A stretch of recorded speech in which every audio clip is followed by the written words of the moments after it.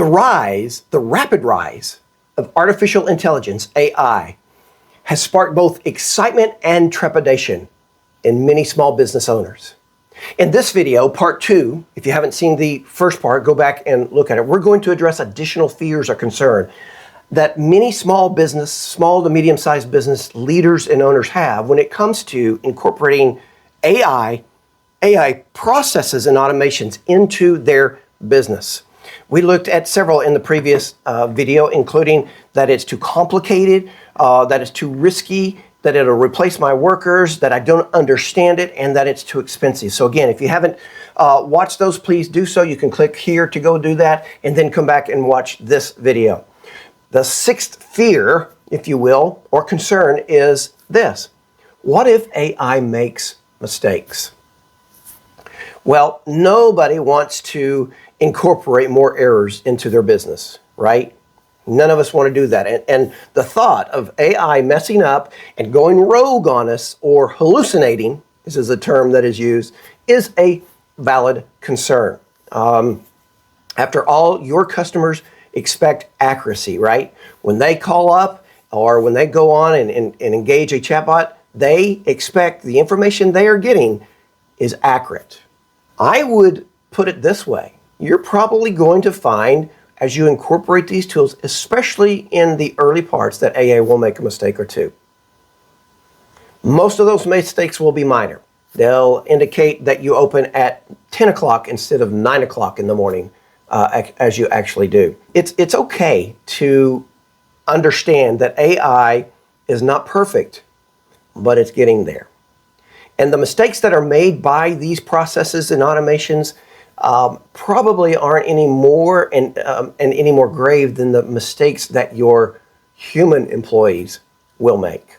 The key here is smart implementation and oversight. You see, AI should be our partner, right? Not our replacement for human expertise.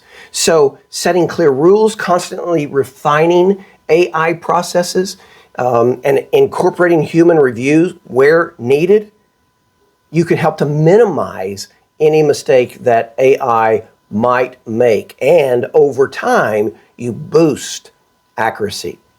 It's one of the cool things about AI and machine learning is that it can remember. Many of the AI tools and processes now, it remembers early parts of a previous conversation that it had with a customer, for instance, or with you as a business owner, and uses that information as it computes, if you will, or thinks about its next output. And so, yes, AI is going to make mistakes, but over time it's going to get better and better, and the mistakes will be fewer and fewer.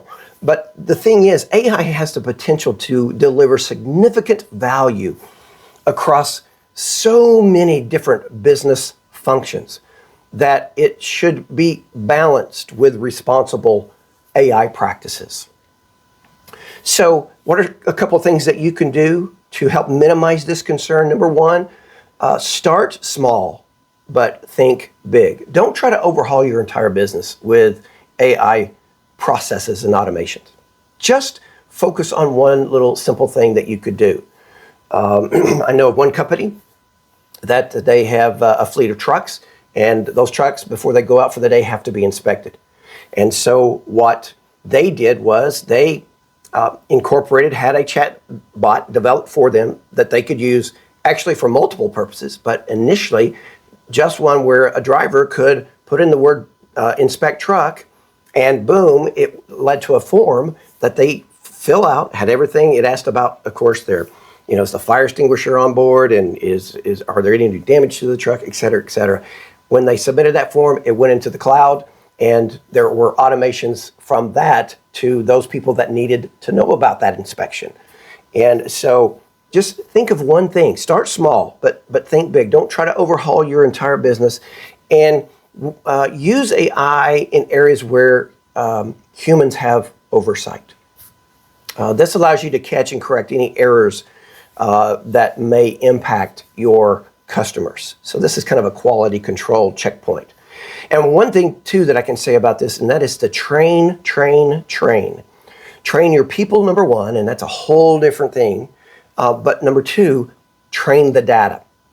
Because AI is only going to be as good as the data it's trained on. You hear about these large language models, LLMs. The amount of data that they're trained on, number one, is enormous. But as a business owner, you can incorporate your own information on top of that. And it makes a very, very smart digital assistant. Makes that AI even smarter when that data is good data. So regular training, both for people and for data, is very, very important. Fear or concern number 7. Does AI really work? Now, let's be honest. We've even talked about, and we certainly have heard about all the hype around AI. So it's natural to be skeptical and to wonder if this is just a buzzword and if this is just a fad. And, will it really deliver results for my business? My small business, doing good things, but will it make a difference? And that is a great question to have.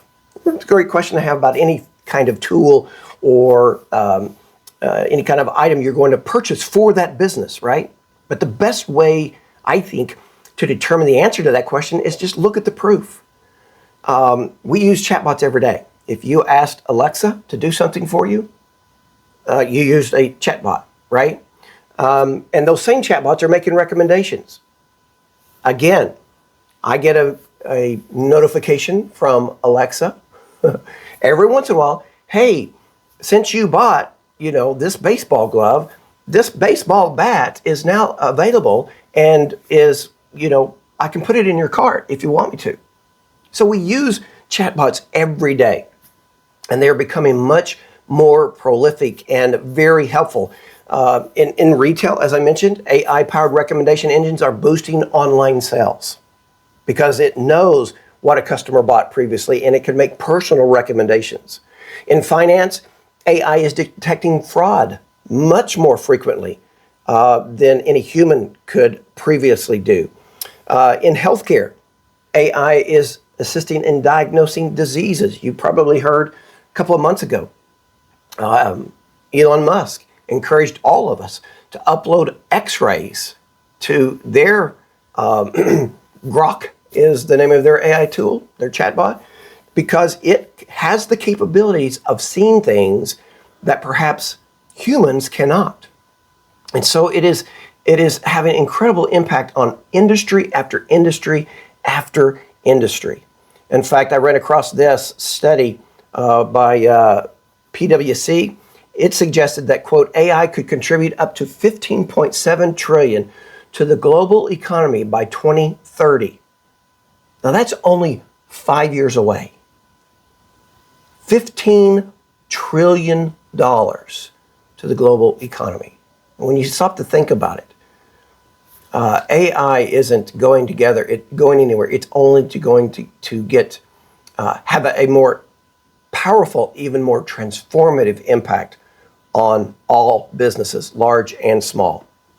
So, does it really work? Yes, it works, and it can work for you in your business as well. Fear or concern number 8. Will AI make my business feel less personal? That is a concern a lot of us have, right? Personalization is king in today's world, and many of us, many small business owners, pride ourselves in how personal we can be with our customers, right? We know Jim, he comes in every morning at 6:15 on his way to work, and we know about his wife and his child, oldest child just graduated from college. And so the thought is that if I incorporate AI, it's going to lead to more cold kind of interactions and make my business more robotic and at distance. Actually, just the opposite is true. Imagine for a moment that a former customer of yours visits your website, okay, and engages with your chatbot that you have on your website. And they ask a few questions of it. But then the chatbot says, hey, Steve, because it's using its name, it remembers the customer's name. I noticed that you bought a necklace 2 months ago. I have a pair of earrings that match. Would you like to see those? That's a personal recommendation that was made based on previous interaction and previous purchase history. We all know that personal recommendations, when those come into play, our sales are increased in sales most of the time follows right along with that because of that personalization. And so AI can enhance that personalization. Just think about it for a moment. Would you buy a product again or a second product from a company you've already bought for when that product has been recommended to you personally? Many of us would. So how do you keep the human touch in the age of AI? Number one, understand that AI and the way we use it should be used to enhance our communication, not completely replace it. AI can be used to personalize emails now.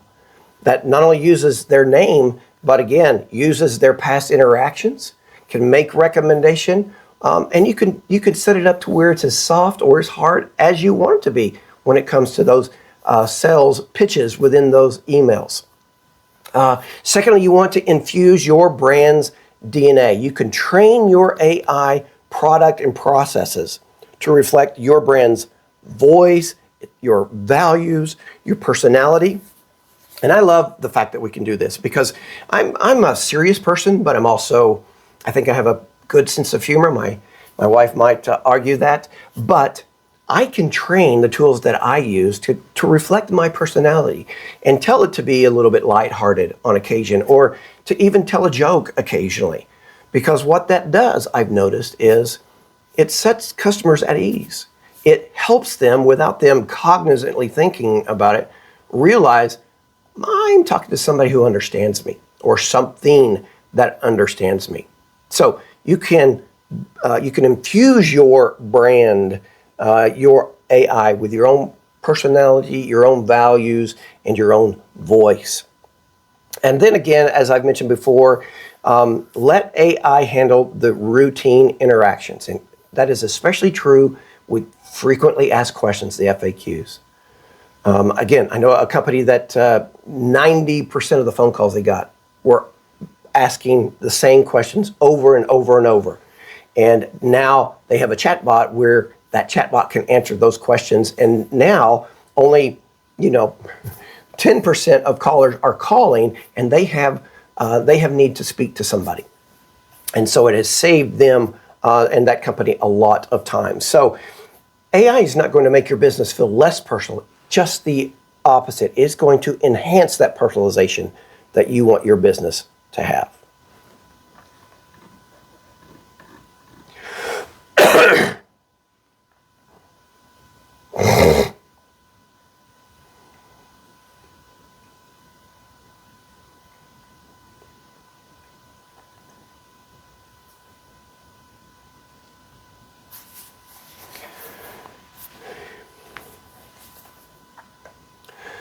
Concern or fear number 9, AI is just another trend. It's going to pass, right?